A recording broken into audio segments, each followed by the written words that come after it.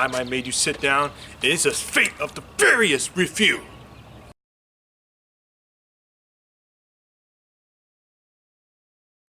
Hey guys, I made you sit down. I'm back here for another movie review. And today I'm going to be talking about my experience with Fate of the Furious, aka the 8th film and final film in the Fast and Furious franchise. Now this film brings back the whole cast with exclusion of Paul Walker, and God bless his soul. But this movie was actually really good. It was supposed to be the end of the franchise, supposed to be a good, friendly, good goodbye to the franchise, a little farewell to it. And I think this movie served that purpose very well. However, I have a really big issue with the way this story was told. It actually kind of takes me off. No, my first problem with this whole film starts with the trailers. The trailers literally give away everything. Everything. When I say everything, trailers take away every bit of little surprise you have. They reveal the whole storyline. I mean, it's obvious. I can talk about it. There's no spoiler alert over here. Dom ends up betraying his crew and they end up fighting them. That's the whole story. The whole story. And the movie wastes no time getting into that. Within like halfway through the first act. Then I would say the first act is what? Maybe the first 25 minutes? That whole plot line just go ahead and just resolve this. Go ahead and it happens. He turns evil, turns on his team, and trying to find out why, trying to track him down instead of trying to kill him because he's a known criminal, but they're all criminals, you know. This series has kind of lived on criminals being hired by government agencies to work for them, and that's exactly what this movie does. They're working to stop. What is it? They're working to stop. What is her name again? Cypher, I guess. Anyway, Cypher is trying to basically destroy the world. It's all this blah blah this blah blah that, and there's no reason why she's trying to do it. I didn't get why she was trying to do it. I didn't get what she was doing it for. Just intention, just rule the world, and that's it. Of course, as you see in the trailer, the team gets to team up with Jason Statham, aka Deckard, from Fast and Furious 7 and technically 3. Since they added that part in when Han dies. So they end up working with him. This is all explained in the trailer. I mean, you still want to go see the movie because it's a very good movie. But, the plot line was just, there's no surprise. That's one thing that movie trailers are starting to do, is just spoil the whole movie for you. The cast, as always, have great chemistry. They're very good on screen together. I felt like some points by Tyrese were just a little forced, but he seemed to flow a lot better in this movie than he did. Like, if you look at Fast and Furious 2, and then you look at this movie, his acting has skyrocketed.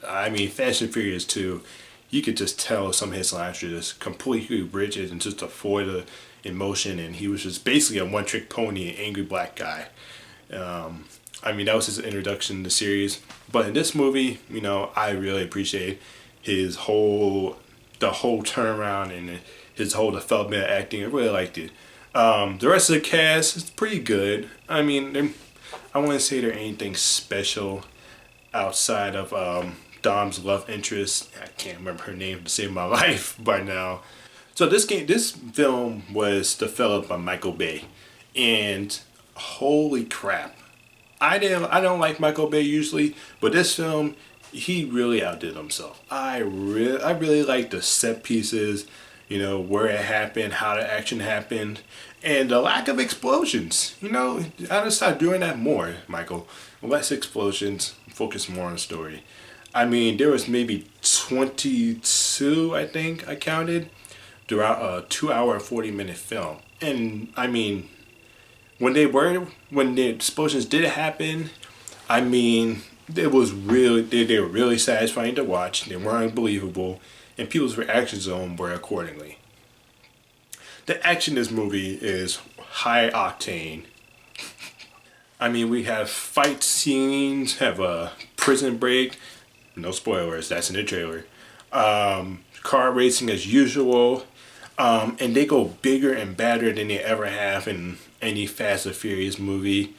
I mean, at one point they drive a tank, and I mean, well, that's not really surprising since you saw on Fast and Furious 6. But this time, I mean, they're driving a tank, and what better way to end the series than driving the tank? And I honestly, even though this is supposed to be the end of the series, it's supposed to be the end of the franchise, I don't think so, because they add a whole new character. I mean, he's not likable, but he has a really good character development throughout the whole film. Hell, I would say even more than some of the cast. But he basically kind of joins the team and see his development, and so I honestly don't think that this is the last we'll see of Fast and Furious franchise.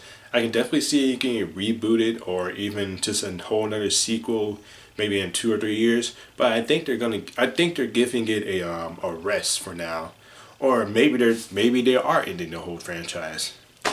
I'm not sure, but I definitely would hate to see a waste of good character development just go like that just because there's an ending movie. The villain, I didn't get her motives. I didn't get what she was trying to do. She was trying to destroy the world, and it's that typical megalomaniac mindset. I'm gonna hold the world by its throat, and you didn't get why. You didn't get what she was doing it for, who she was doing it for, any of that. And matter of fact, even the plot line of what causes Dom to betray his whole team that he's had for 8 films.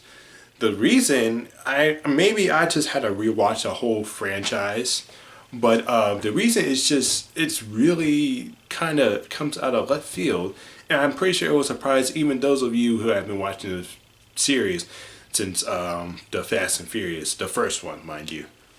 And I mean, I wasn't cool with it. I definitely would have thought that they would have pulled out something other than this reason.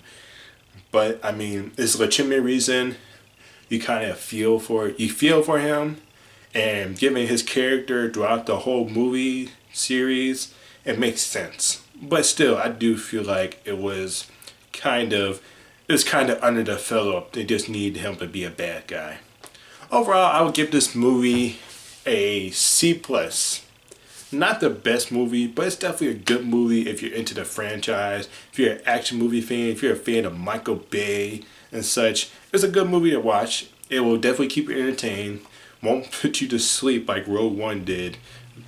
This Rogue One poster right here. I don't know if you can see it, but I will talk about that later because, boy, I love Star Wars. Anyways, guys, I want to apologize for the lack of videos, uploads in the past few weeks. I've been really busy working a job, and I mean, I do try to get these videos up, but I don't want to sacrifice quality for quantity, so I definitely will be getting myself on a schedule. Until now, you guys know what I need you to do.